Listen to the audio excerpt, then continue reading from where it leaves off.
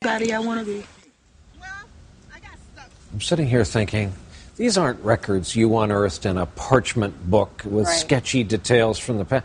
We just heard audio recordings of someone saying they sterilized an entire patient load.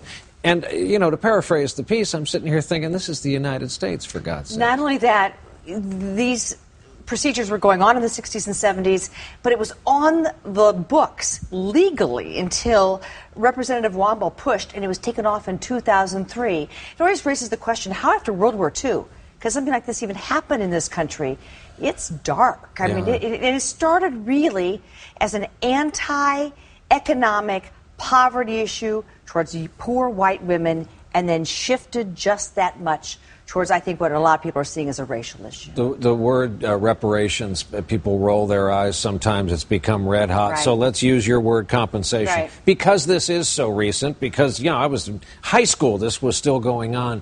Where does it stand now since you were down there? So Governor Perdue told me with her third commission now, she would like mental health to be free for these people, perhaps regular health care for the rest of one's life. But how much money do you give someone? Let's say $20,000 to $50,000 seems to be the number that everyone's floating around. Right now, she is a Democratic governor, has a Republican legislature. North Carolina is facing a budget deficit. This is going to come down to, I believe, in 2012, an issue of how do we find the money? Is it money well spent? And frankly, for a lot of the victims, is an apology enough? I think, frankly, this may not come out satisfying people on both sides of the fence. Powerful piece of work. You'll tell us what happens down there. You bet I will. Thank you. You bet, Brian. Thanks, Doc. I had to have a child at the age of 14, and when I had my son, they went in to me. At the same time, they gave me a cesarean birth and took my child. And when they did that, they sterilized me. What do you think I'm worth? What do you think I'm worth? Elaine Riddick was just 13 when a neighbor raped her. Then she endured what she refers to as her second rape. State officials declared Riddick feeble-minded and unfit to have children. Main reason is because I was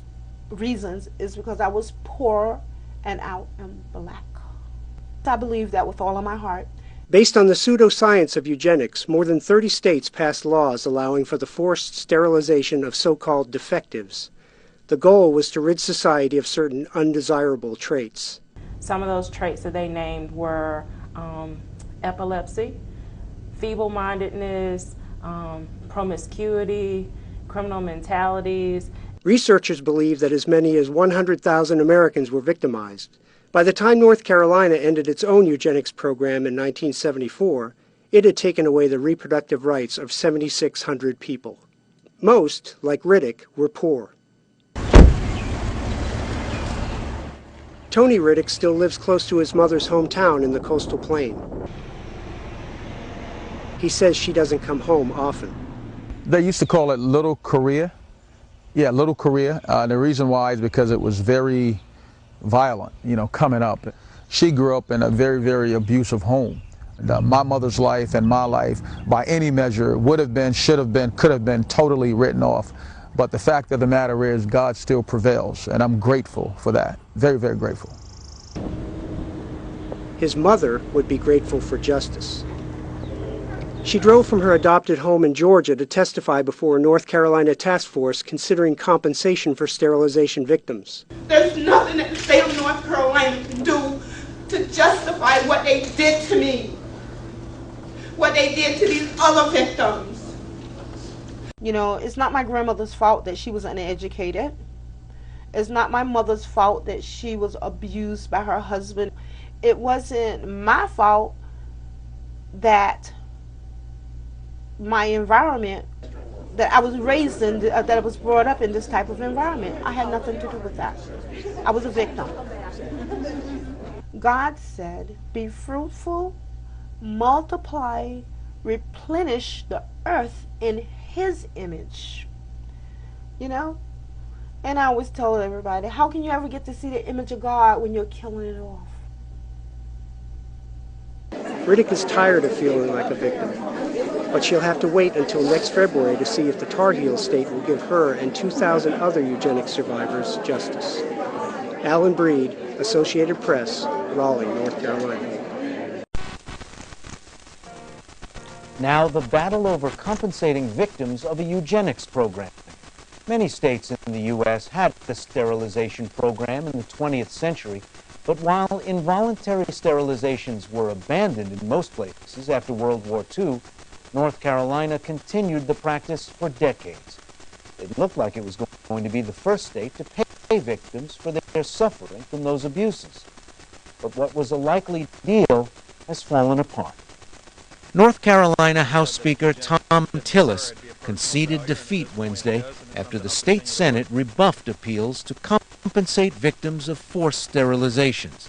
I said that if eugenics didn't occur, it'd be a personal failure, and at this point it is, and it's something I'll continue to work on. Between 1929 and 1974, North Carolina sterilized 7,600 people deemed feeble-minded or promiscuous. Elaine Riddick was 14 at the time. I was basically in the bed 15 to 17 days out of a month, hemorrhaging because of this. Democratic Governor Bev Perdue wanted $10 million, enough to pay $50,000 to each of the 146 known living victims. We normally say an eye. The measure overwhelmingly cleared the State House, but yesterday the state Senate announced a budget without money for victims. There was no ability to develop consensus on one particular path forward with reference to eugenics. Lawmakers will vote on a final budget later this week. We get more on all this from John Frank, a reporter covering the story for the News and Observer in Charlotte. He joins us from Raleigh. John, when this agreement was first announced to compensate those who had been sterilized without their consent, was there any anticipation that it was going to run into an inability to get appropriated money? From the beginning, when the Eugenics Task Force first approved the $50,000 payments in January, victims were hopeful.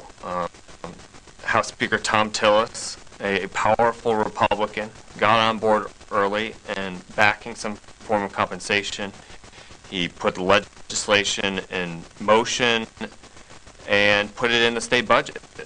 So victims were more hopeful than they'd ever been. North Carolina has discussed compensating victims for more than a decade, and the state apologized back in 2002. This was the victims' closest chance to actually get money.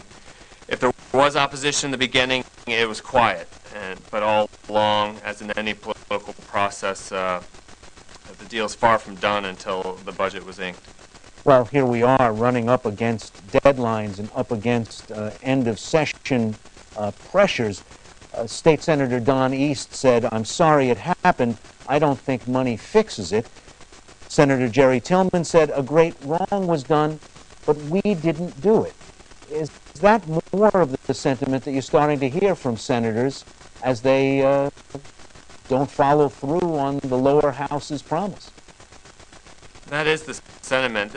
This was a bipartisan plan. House Republicans and House Democrats were on board. The Democratic governor was on board, even though she's clashed with Republicans in the legislature quite a number of times. But in the Senate, Republicans were wary of taking up the issue at all for, as you mentioned, the budget reasons. In a tight budget period, they thought that $10 million could be better spent. But there are also larger reasons where the Republicans just didn't want to deal with the issue at all. They felt the current generation shouldn't have to compensate for a previous generation's sins. Well, that's interesting, because that's really two different arguments. Whether it's about money, whether North Carolina can really afford to do this, or whether the past sort of belongs to the past and you just can't right past wrongs with money. It's true. We heard both avenues from Republicans in the Senate. This is particularly coming from conservatives in the caucus. It represents a divide. It represents a divide in the Republicans in North Carolina at this time. Some are following the state's tradition as more progressive for the South, and and others are sticking to the more conservative Tea Party agenda, and they just could not reach agreement here, and the Senate just did not want to deal with this. As you noted, it was a huge blow to the political capital of the Republican House Speaker, and a big blow to these victims. They testified numerous times all across the state, recounting these really horrible, emotional trials that they went through, many when they were quite young, and they were pretty disappointed in how it came out, suggesting that Republicans were just waiting for them to die. As we many mentioned, of them are elderly. The governor is for this settlement. You mentioned the House Speaker, and of course the House passed a version of the compensation plan. Let's talk about legislative machinery. Is this dead for this session almost without a doubt? Almost without a doubt, yes. The legislature's wrapping up their session. They'll be done in a few days. To get the legislation through the actual bill, money needed to be appropriated in the budget.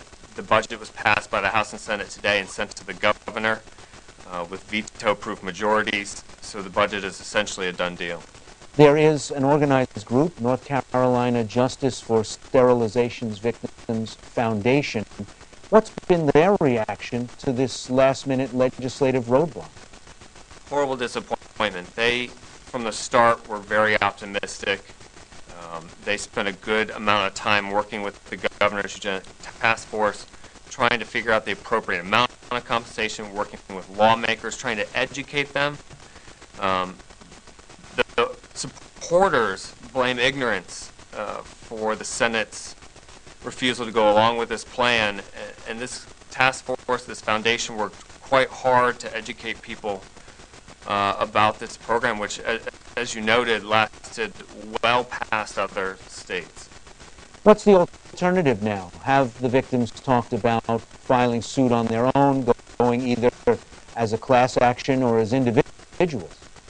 Yeah, one of the most outspoken victims, Elaine Riddick, told us yesterday that she is considering a class action lawsuit against the state and is rallying support among her fellow victims.